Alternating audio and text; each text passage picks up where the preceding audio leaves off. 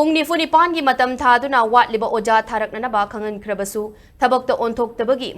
mayokta mayai lambi college matam tattana matam kaktana Lonshinkhre ningsingba yabadi college asigi oja watuna leiringai cherakta college asigi oja transfer tawkhibagi mayokta haukiba March 19 college asigi mahairoi singna mari leinaba commissioner amadi director da Khangan Kiba Laikrabani, Adumaku Oja Tarak Padilaradana, Tawa Sadaba Manba Maongda, Laitok Padigi, Ta Sigi Marida, Watlibo Oja Asi, Pungni Funipan, Paubugi Manungda, Tarak Nanaba Wafam Tamduna, Mahiru Singi Maike Digi Kongjang Jangsin Kibani, Kole So Lonsinba, Aduga Mari Lenina, Kolesa Sigi Student Union Gi, Social and Culture Gi, Secretary Sapam Dipak na Fongdok Rakpada, Kolesa Sigi Watlibo Oja Asi, Happy Raknanaba, Mari Lenaba Singi Mafamda, Khangan Krabasu.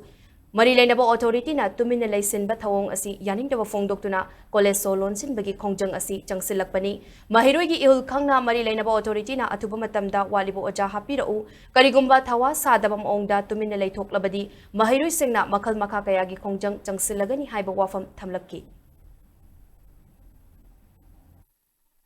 Mayalambi College Student Union na Takiba Pungkam 48 hours asi hela fawa mari lainaba authority singna positive response amata piraktabana maram oiraga college asi nasidagi student union gi maikaidagi college asi matam kaktana thongonjanjare makhata ba khongjan kya ama sangjanabagi damak Mayalambi College ki mahiroi singa loinana college ki wangoda makhata ba akanba khongjan kya ama sangjanabagi damak mahiroi singa loinana sem saba loijare